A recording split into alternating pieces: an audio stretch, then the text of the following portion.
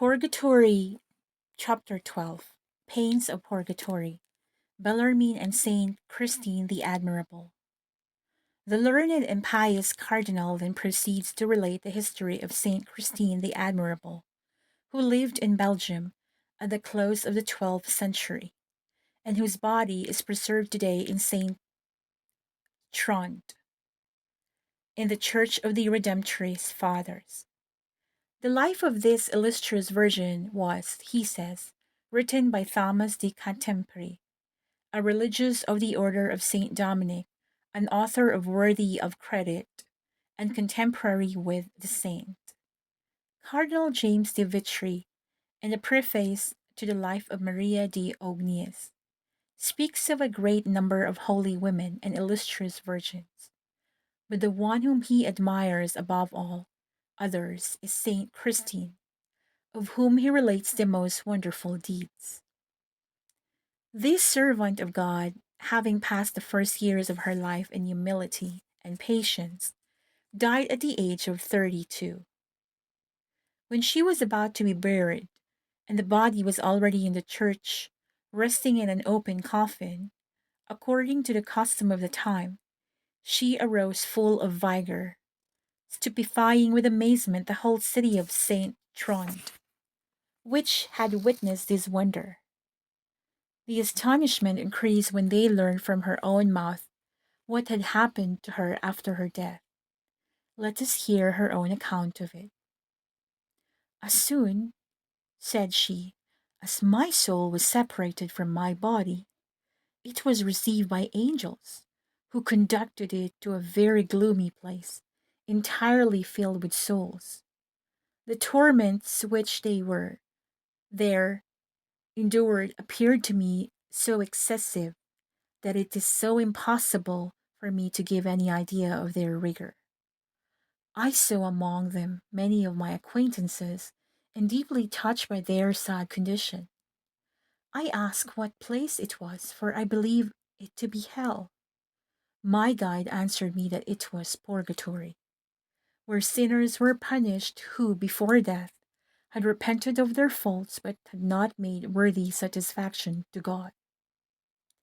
From thence I was conducted into hell, and there also are recognized among the reprobates some whom I had formerly known. The angels then transported me into heaven, even to the throne of the divine majesty. The Lord regarded me with a favorable eye, and I experienced an extreme joy, because I thought to obtain the grace of dwelling eternally with him. But my heavenly Father, seeing what passed in my heart, said to me these words: Assuredly, my dear daughter, you will one day be with me. Now, however, I will allow you to choose, either to remain with me henceforth from this time, or to return again to earth to accomplish a mission of charity and suffering. In order to deliver from the flames of purgatory those souls which have inspired you with so much compassion, you shall suffer for them upon earth. You shall endure great torments without, however, dying from their effects. And not only will you relieve the departed, but the example which you will give to the living, and your life of continual suffering will lead sinners to be converted and to expiate their crimes. After having ended this new life, you shall return here laden with merits. At these words, seeing the great advantages offered to me for souls, I replied without hesitation that I would return to life, and I arose at that same instant. It is for this sole object, the relief of the departed and the conversion of sinners, that I have returned to this world.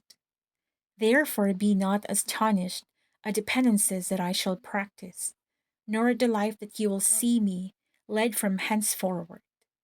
It will be so extraordinary that nothing like to it has ever been seen.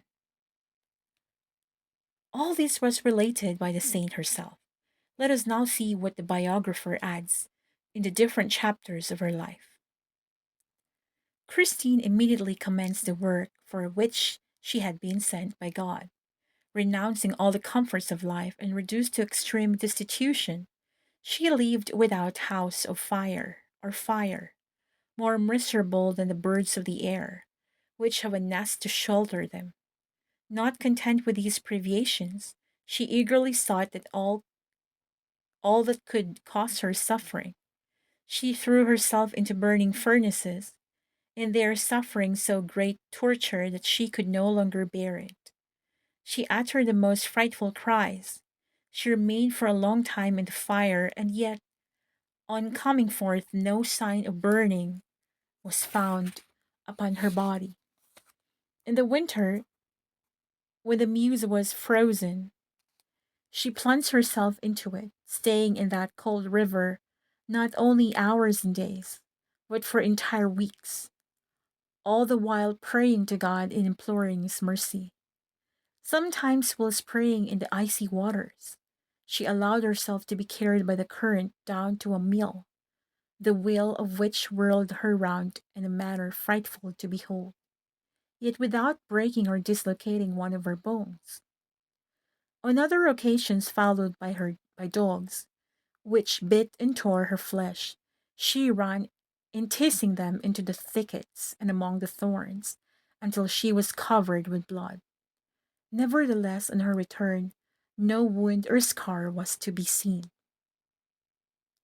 Such are the works of the admirable penance described by the author of the Life of Saint Christine. This writer was a bishop, a suffragan of the Archbishop of Cambrai, and we have, says Bellarmine, reason for believing his testimony, since he has, for guarantee, another grave author, James Vitry, bishop and cardinal, and because he relates what happened in his own time, and even in the province where he lived. Besides, the sufferings of this admirable virgin were not hidden. Everyone could see that she was in the midst of the flames without being consumed, and covered with wounds, every trace of which disappeared a few moments afterwards. But more than this was the marvelous life she led for 42 years after she was raised from the dead. God clearly showing that the wonders wrought in her were by virtue from on high. The striking conversions which she effected, and the evident miracles which occurred after her death, manifestly proved the finger of God and the truth of that which, after resurrection, she had revealed concerning the other life. Thus argues Bellarmine, God willed to silence those libertines who make open profession of believing in nothing, and who have the audacity to ask in scorn, who has returned from the other world? Who has ever seen the torments of hell or purgatory? Behold the two witnesses. They assure us that they have seen them, and that they are dreadful. What follows then, if not that the incredulous are excusable, and that those who believe and nevertheless neglect to do penance are still more to be condemned?